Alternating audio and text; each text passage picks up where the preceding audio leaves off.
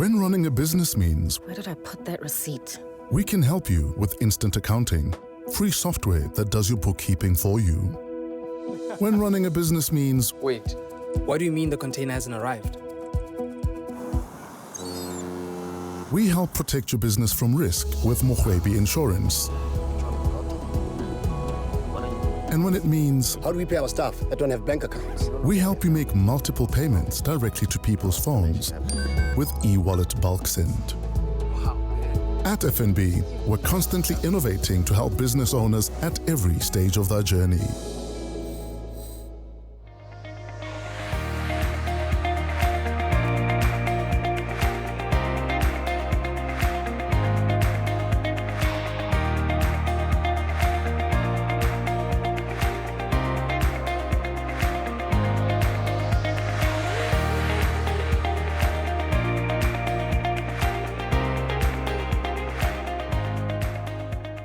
Farming has been a way of life for a lot of Botswana since time immemorial. Plagued by uncertain weather patterns and climate change, these lands fail to meet the food demands of Botswana. Re tšhaba e ntseng e ikaegile thata ka dijo tse di tswang ko ntle. Ga ise re tle mo seemong sa gore re ntshe dijo hela tse ka re gompieno kwa ka re pitlagantswe ke corona jaana re bo re nyame re itshetletse re ka ijesa. This has consequences for the economy because our foreign currency we're using to buy this food. It has consequences for job creation because we are basically exporting jobs to those countries that we are buying from. One of the biggest barriers to entry is the cost of 1 hour utilities. Re le Batswana, re le balemi ba Botswana, le tšhaba ba Botswana hela ka kakaretso tota re ntse mo sima phika ka marago. A Statistics Botswana report purports that 200,000 tons of cereal is needed by our population every year, but only 17% of that is produced locally. The horticultural sector is no different, only producing about 55% of fruit and vegetables consumed in the country, leaving the shortage to be augmented by imports. The country is only self-sufficient in beef production, having some of the best-rated beef in the world. Sadly, small stock farming for other meat such as mutton, pork and goat meat still present challenges for local farmers to meet local demand. A 2011 Local Enterprise Authority study showed that 441.1 million tons of pork is produced locally, while imports accounted for 952 million tons. All these shortages are as a result of a myriad of issues that overwhelm the agricultural sector, amongst them predominantly uncultivable land, drought, coupled with livestock and small stock disease and funding issues. While government has drought relief and other programs to cushion the effects of low yields, the situation has put a huge weight on the country's import bill, which is made of about 14% food.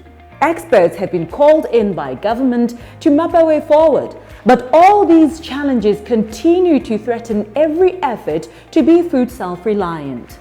Seeing as philosophers believe there are no problems without solutions, is there one for ours? What is the missing link? Our guest this evening is business development strategist Tsholofelo, to whom our first question is, why have food self-reliance and food security been a growing concern in our country? Botswana is a bit of a paradox. It's one of the most stable countries in Africa, and it's also got one of the fastest growing economies on the continent. And yet nearly 10% of its entire population is food insecure. These are people who don't have access to a consistent and reliable source of nutritional food. In addition to that, we import nearly 70% of all the grain that we consume. This is wheat, millet, sorghum, and maize. Now, this is both an incredibly unsustainable and abhorrently expensive exercise. So naturally, the government and the people have started having concerns about what would happen one day if our trading partners found themselves unable to service our food import needs. And I think the coronavirus has definitely showed us that that day may come sooner rather than later. In the face of climate change and uncertain weather patterns, how can farmers be assisted to produce optimal yields towards food self-reliance and ultimately food security for the people? Botswana needs to aggressively push technology into its farming space. There's an agri-tech that was developed in South Sudan that uses satellite imaging to take pictures of different geographical areas and then produce information on where the best places to farm are for a higher yield. There's an agri-tech app in Zambia that was created that allows farmers to take pictures of their ailing crops, and the app then diagnoses what the potential problem with those crops may be. So essentially, I think the best way to assist farmers in Botswana is through the provision of information that allows them to make informed farming choices. That's the first thing. The second thing is definitely irrigation. And while irrigation systems may be expensive, I think if you do the math, it makes more sense for the government to spend 45 million pula a year on 3 irrigation systems for farms that are doing relatively well, and at the end of 10 years have 30 functional farms that have comprehensive irrigation systems at a cost of 450 million, as opposed to continuing to import into perpetuity at an amount of over $1 billion a year. In your opinion, what are the biggest learnings from the coronavirus pandemic?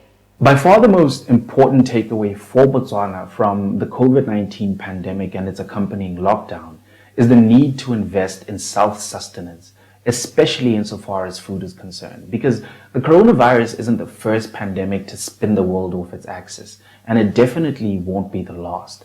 So Botswana needs to recognize that our heavy reliance on the import of staple foods places us at risk, because every time there's a disruption in the global supply chain, we aren't going to be able to feed our people.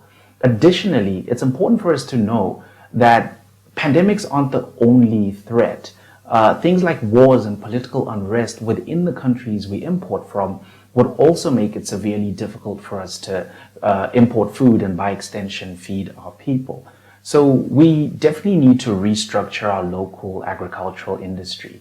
We need to invest a lot more than 2 billion in that industry, and we also, crucially, need to ensure that the people we fund and the people whose farming we subsidize create value. I think it's only fair for me to point out that Botswana has a brilliant foundation on which to pivot its growth into a food secure nation, and that's because the government already does so much.